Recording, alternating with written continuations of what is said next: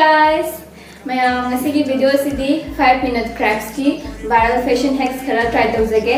Mayam video se loi fawing video ai channel se subscribe to video missing please subscribe to biramo subscribe to bukanda bell icon dusna biramo video se nungai biragadi like to biramo to tare mayam let's go into the video.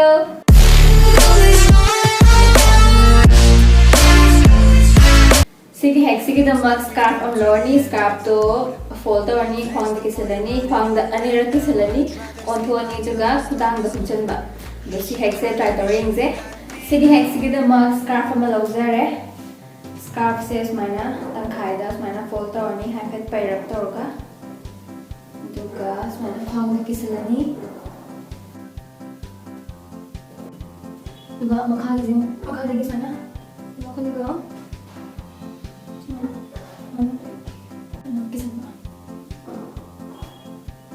Kita ya, di sana. Memang ini untuk lagi. Ini sih saya sudah. Aku coba pulang kita.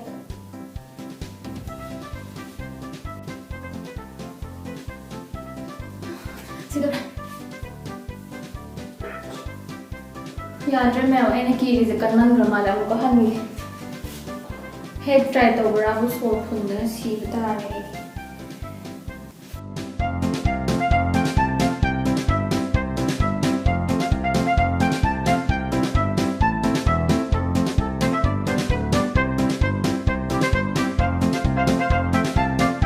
Mayam final results mana ire?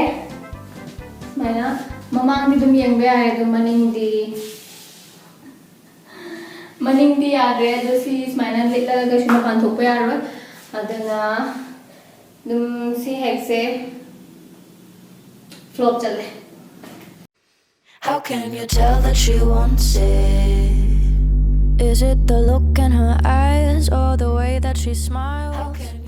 Sigi hack sigi the mug oversized t-shirt on lorni aduga rubber band na khwang da pulaga theksalani sidi dum lai adu try tawse sigi hack sigi the mug rubber band macha ma lawjare aduga haji khuri te kisalani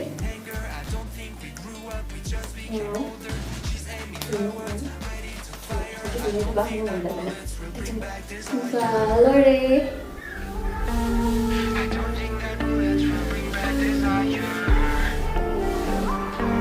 Mayam sigi hack se kamai to we habira mo I join na sigi hack se like tore.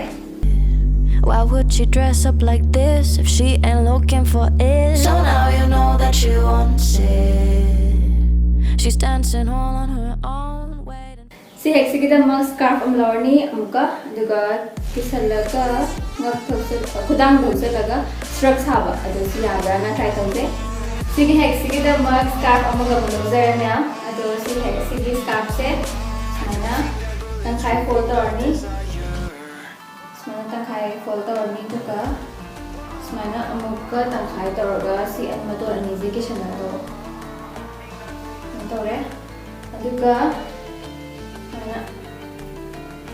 mana khudang thijen le yawi mong da center ni aduga mana khudang da hujan dirani aduga loire agi struck mayam struck le bidabe arzu scarf ama buledi sana struck sarga dum koi chape arni dusi scarf se kitang thaba leitano ko aduna to biradi amu hena yani ado sigi hack se dum id like tawre to mayam sigi hack se kamai toge comment ai biramo I know where this is heading.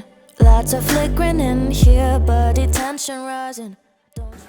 Again, sigi hack sigi the mugs oversized t-shirt lorga jeans ki kano belt hapum do aduda nakan gi t-shirt ki nakan ani thungjan ba adu si try tawse ya bring je sigi hack sigi the mug t-shirt ama logzare si t-shirt se am kana se rehna chawbudi le jatre me am duna sin adum torje t-shirt lorni aduga si khogi belt hap na bu se da nakan ani ma t-shirt ki nakan ani ma option ba man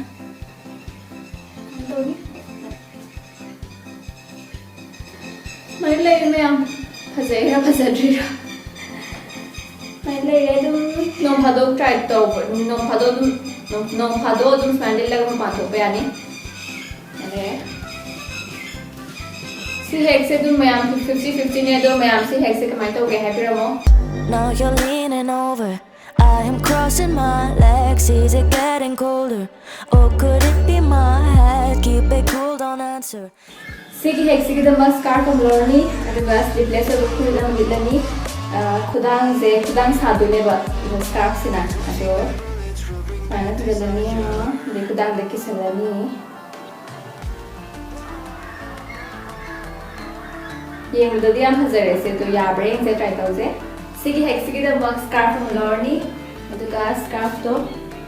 Simana mom degis mana. Motor ko to.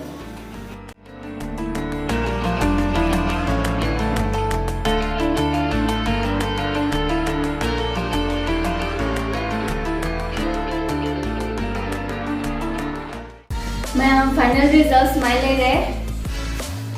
And kudang yarom the dress ama scarf ama ni mateng na kudang yahole.